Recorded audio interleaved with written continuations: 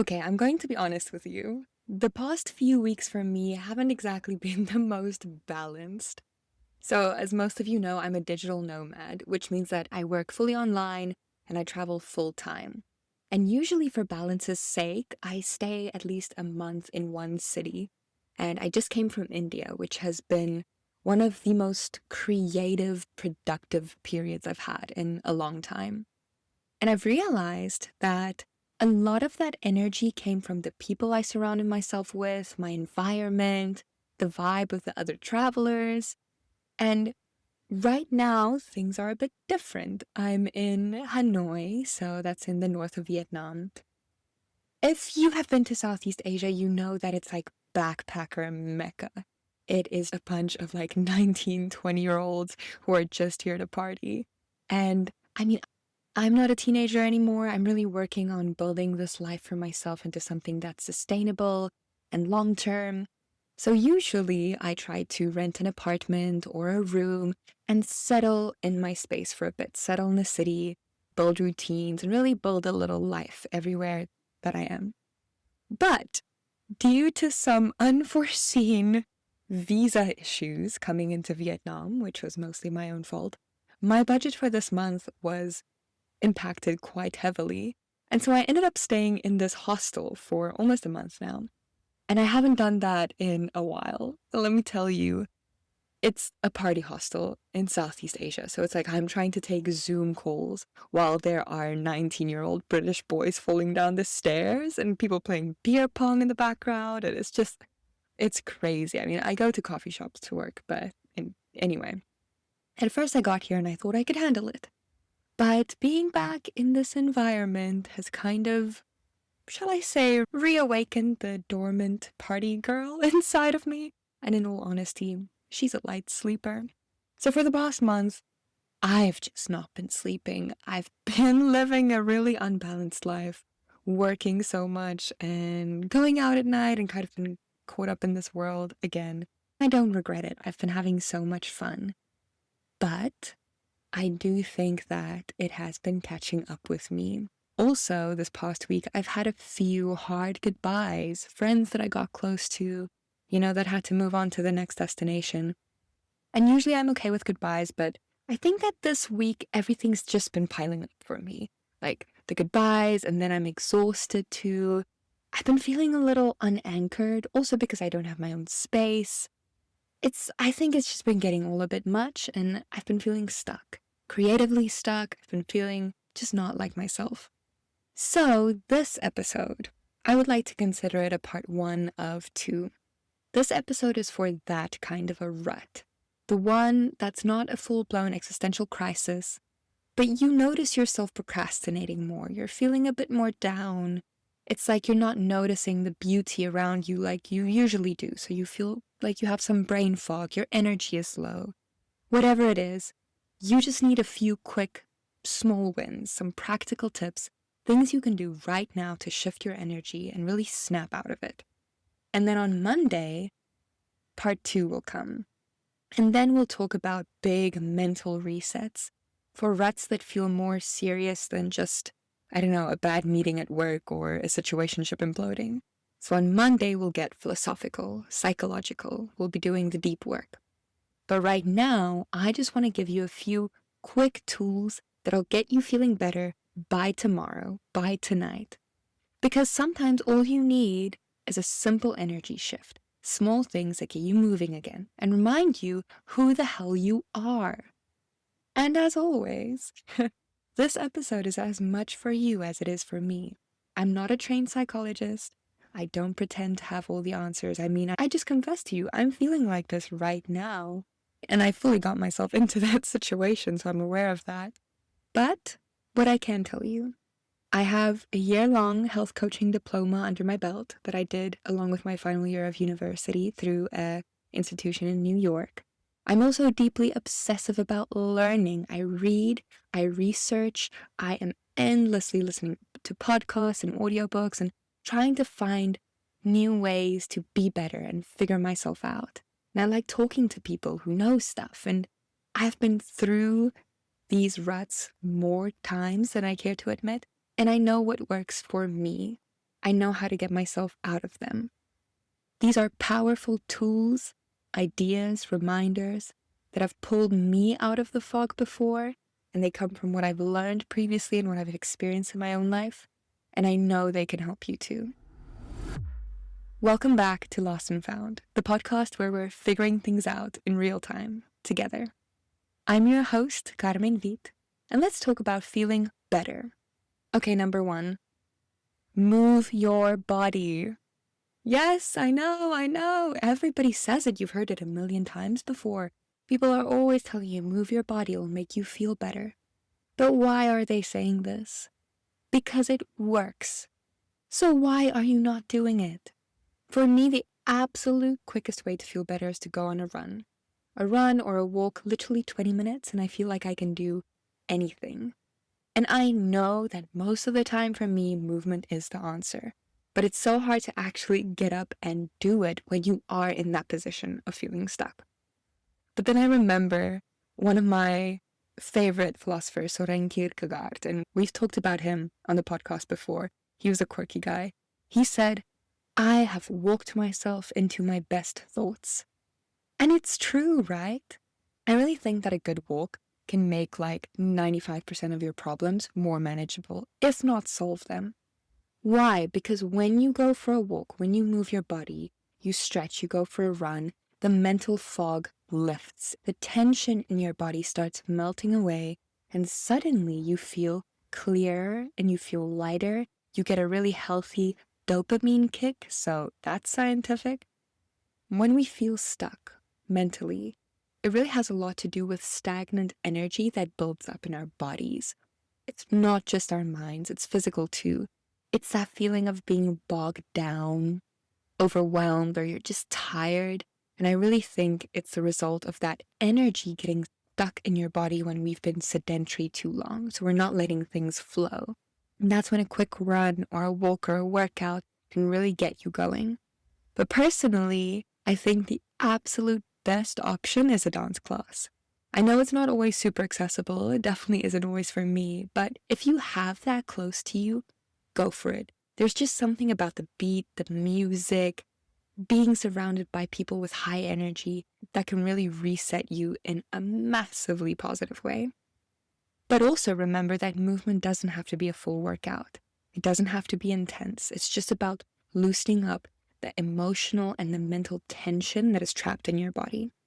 And when I move, I feel that energy shift, and it's like this weight being lifted.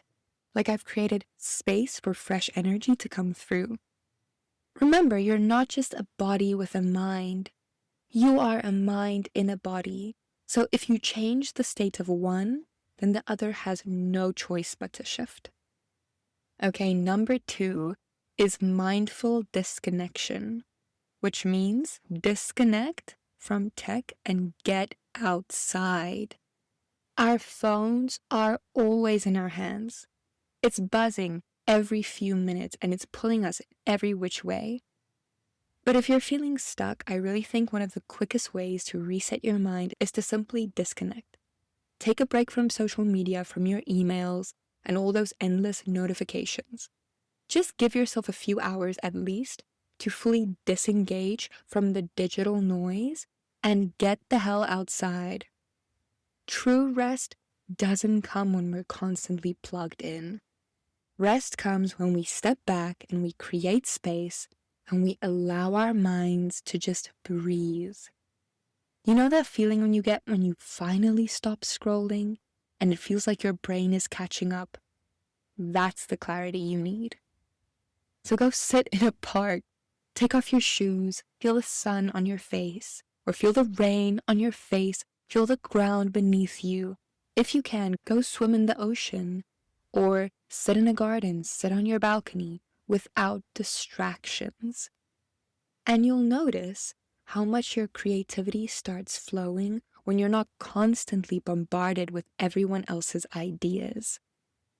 So it's about reconnecting with yourself, getting grounded again, and giving your mind the chance to reset.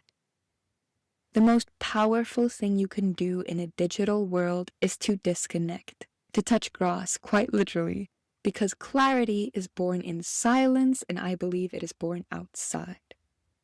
Okay, number 3, eat a really healthy meal and preferably cook it for yourself. I know when I feel like this, all I want is a big plate of really salty takeout noodles. That's what I crave, right? Because when we feel stuck, we crave comfort and ease. Because logically, we think that will make us feel better, right? Oh, I feel awful. All I really want to do is sit on the couch and eat takeout and binge watch The Summer I Turned Pretty. I know. We think that'll make us feel better. And maybe there's a time and a space for that. But what I think you need to really get you out of that state of feeling like you're rotting, you're in a rut, you're stuck, is to do something positive and healthy for your body. And that means eating food that is good for you, that nourishes you. Because food has such a profound impact on how we feel. What we eat fuels our energy, our mood, our mind. So instead of going for that quick fix that kind of leaves you feeling sluggish and not that great and stuffed, take a moment and make yourself something beautiful and nourishing with a lot of colors. Something that will actually make you feel alive and energized, but also something that you find delicious. So maybe the best way is to find a good balance between what you're craving and something that's actually healthy. So if you're craving pasta, maybe make yourself some whole wheat pasta with veggies and some pesto sauce. Or if you're craving something sweet, bake oats cookies with honey and nut butter. And then also make the preparation a whole ceremony. Put on your favorite music. Open up the windows. Take your time. For me, there's always been something really meditative about cooking. I would just spend hours in the kitchen making the most ridiculous dishes that I saw on Pinterest and just totally losing myself in the experience. It was very creative for me. Now, if you don't like cooking, I'm not saying you have to put hours aside to do this, but I do think that taking some time to make yourself a meal shows you that you're taking the time to nurture your body from the inside out. It's like you telling yourself, I'm worth the effort. And also, there's such a big connection between food and the energy we carry mentally and emotionally, and also the energy we put into that food while it's being made. There's a reason your mother's cooking tastes better than anybody else's who make the same dish. There's a certain amount of love and effort that goes into it, and I really think that you can taste it. And that loving energy sits in the food, and you literally take that into your body. I remember during my health coaching diploma, we talked a lot about the energy that goes into food. But anyway, that's a whole podcast episode by itself. Now we're kind of shifting focus from the physical to more work-related stuff.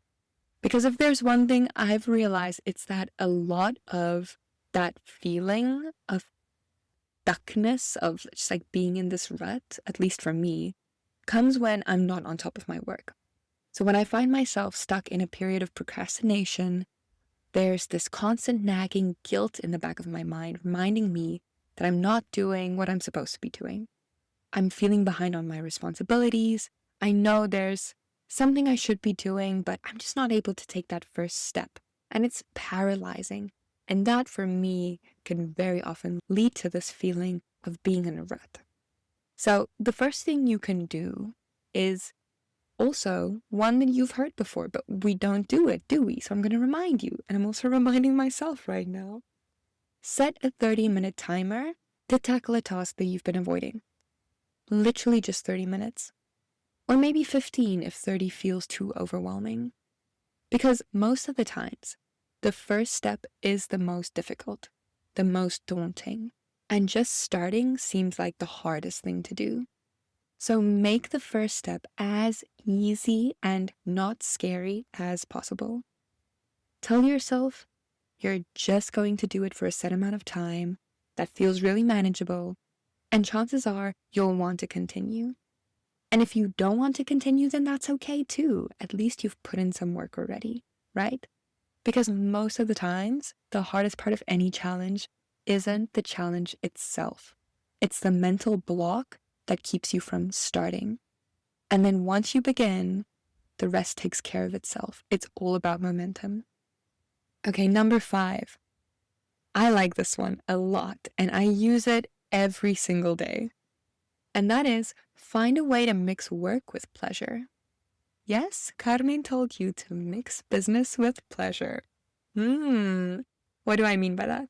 I am the biggest proponent of not making work feel like a chore, but something that we actually enjoy. Now, hopefully you do enjoy your work, because if not, like, if you don't enjoy it at all, we have bigger issues here. But, I mean, for a lot of people, work isn't their favorite thing in the whole world, and that's okay. But I think there are some small, easy things you can do to make it more fun. So if you're working on a big project, or you have to study for a test, try mixing it with something that feels like an adventure. So take your work to a new coffee shop that you've been meaning to check out, or to a park along with a picnic blanket. Or when I was in university and I was done like reading through all my work and I really got it, I would record little lectures on my phone for myself, like podcast episodes. That's where it all started. I would record it on my phone, and then I would go on a hike and I would listen to these little lectures that I recorded for myself as a way to study. And now for me, if I'm feeling stuck in my creative work, I would take my laptop out to a really nice speakeasy style bar at night, and I will order a dirty martini, and I would sit there and I would listen to the chatter of lovers and friends and people around me, and I would just let it all flow over me. And I don't know how, but somehow in that space, I can get really laser focused and creative. Plus, it feels like a little adventure. It feels kind of like a sexy little solo date. Or if you're someone who works in an office, you could listen to your favorite playlist while working. Or while you're writing emails, enjoy a little treat. Make yourself a cup of really good coffee, or eat some dark chocolate, or something you enjoy. You can also just reward yourself a little bit after every small win. So sometimes if I'm working on a project, I'll tell myself that after this chapter, or after I did this part of the project, I can have another coffee, or I can go sit outside for 5 minutes and just enjoy the sun. If you're working on something long term, you could try integrating a hobby or something you enjoy into the workflow. So maybe during your lunch break, you could go for a workout, play tennis with a friend.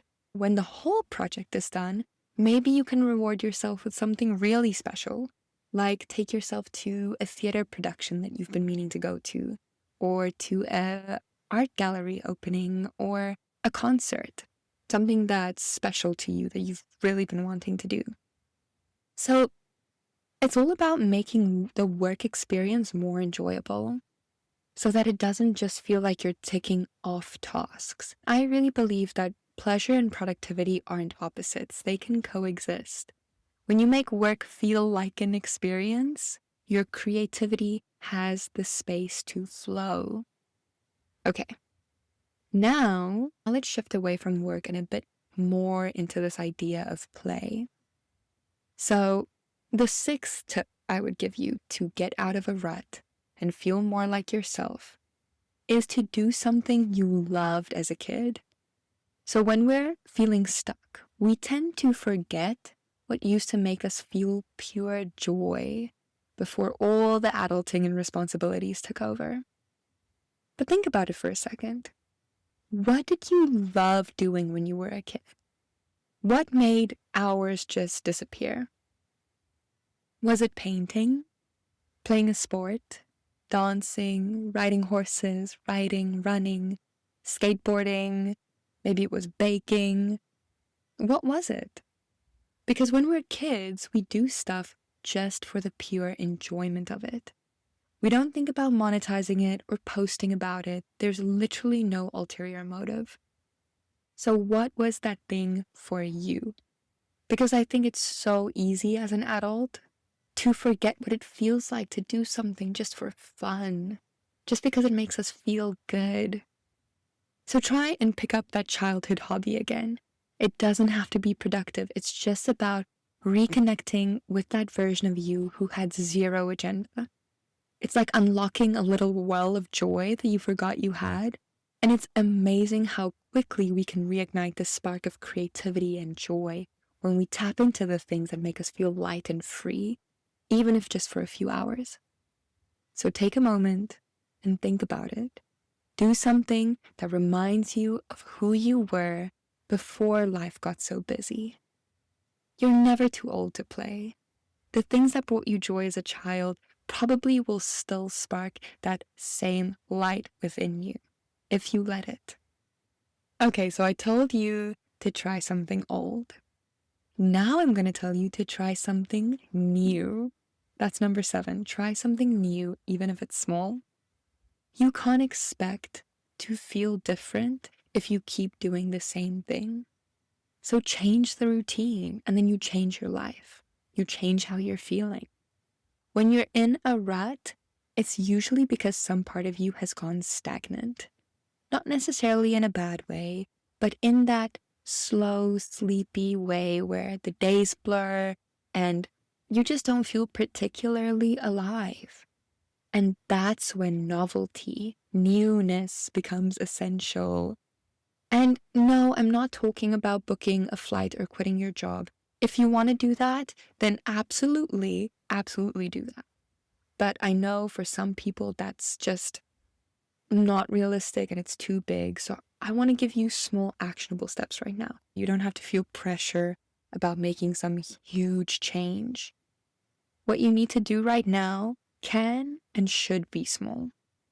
So it could literally be take a new route on your daily walk, or try a dish that you've never had before, or sign up for a local workshop, or try a new combination of clothes to make your outfit feel like it's fun and new.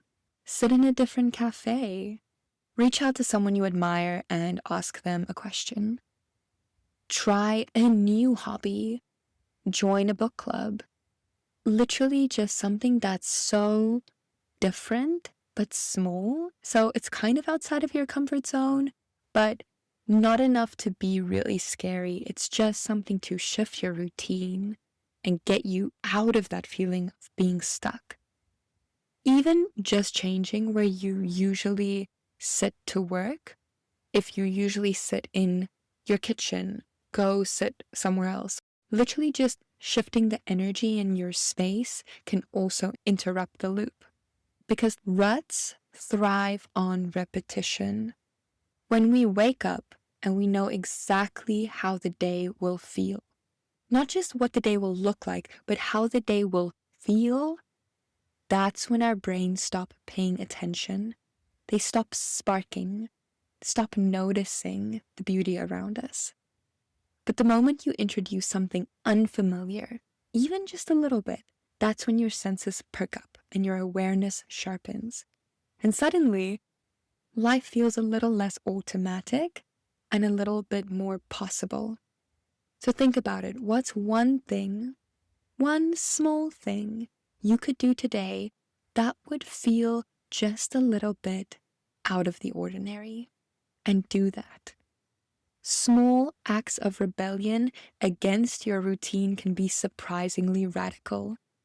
They remind your nervous system that change is not only possible, but it can be thrilling.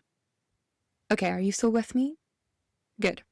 Number 8, reach out to someone you trust. Isolation is where the rut grows roots.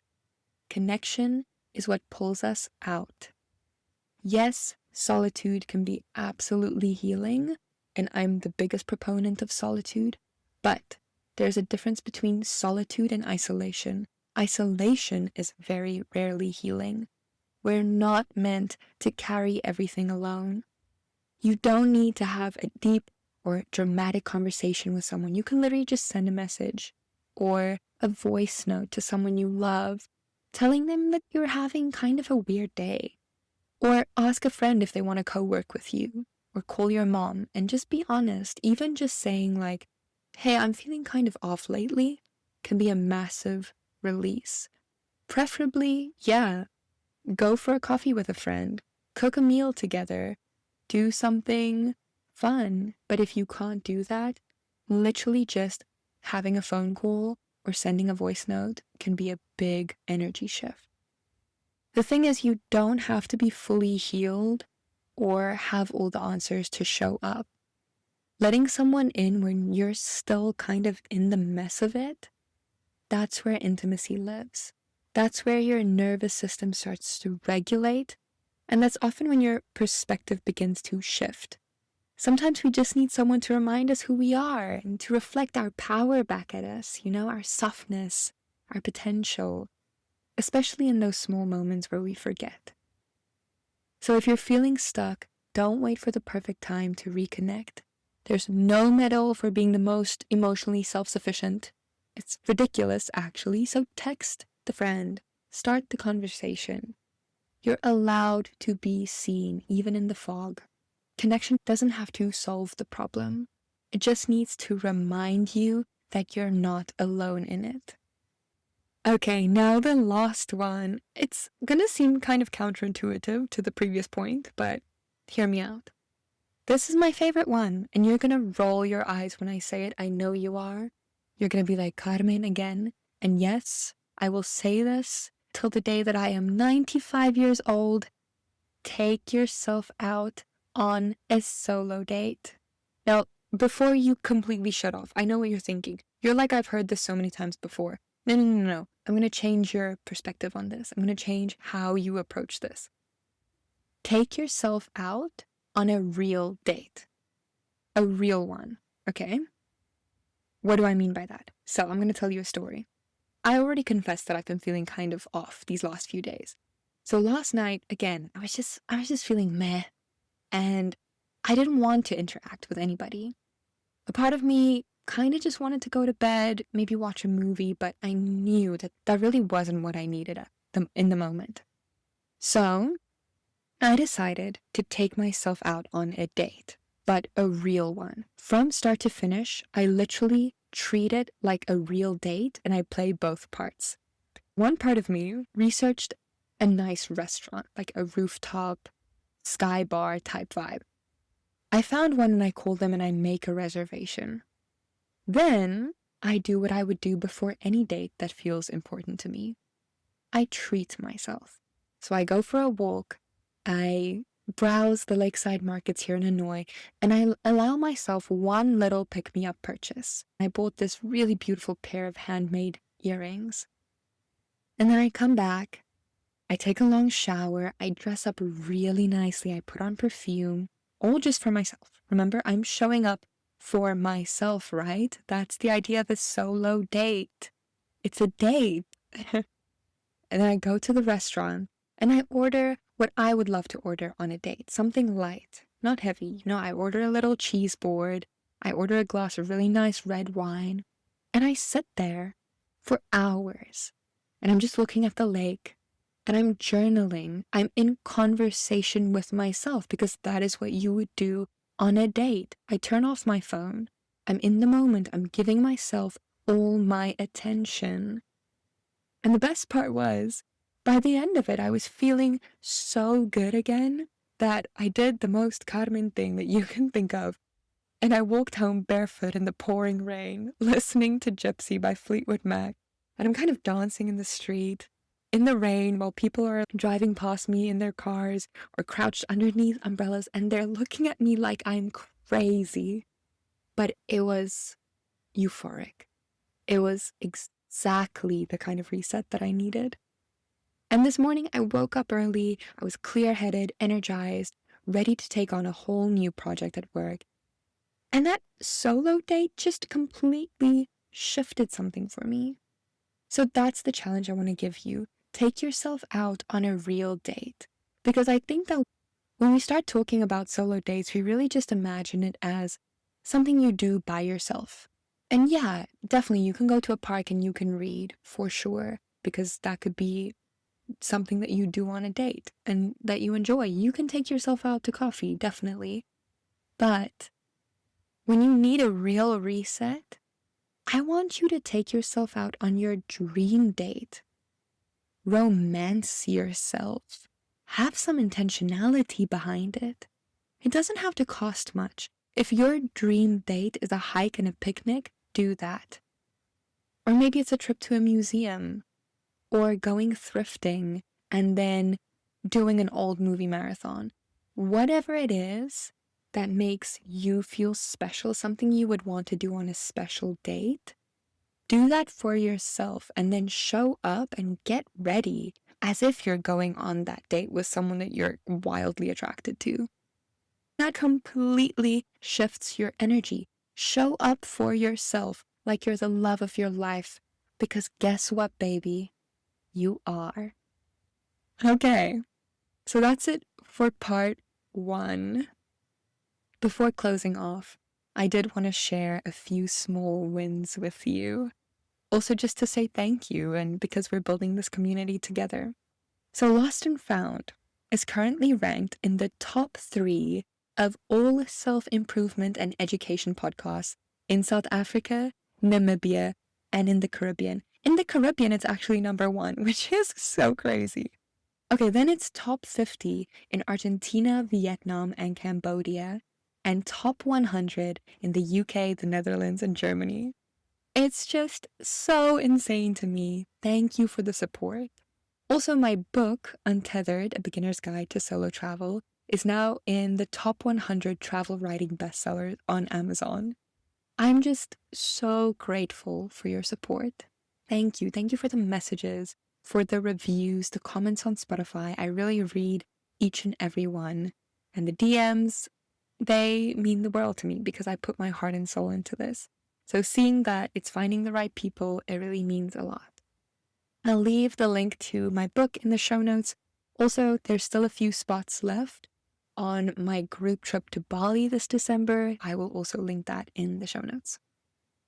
Then, finally, just a gentle reminder. If you're feeling stuck, take a breath. You're not broken. It's not the end of the world.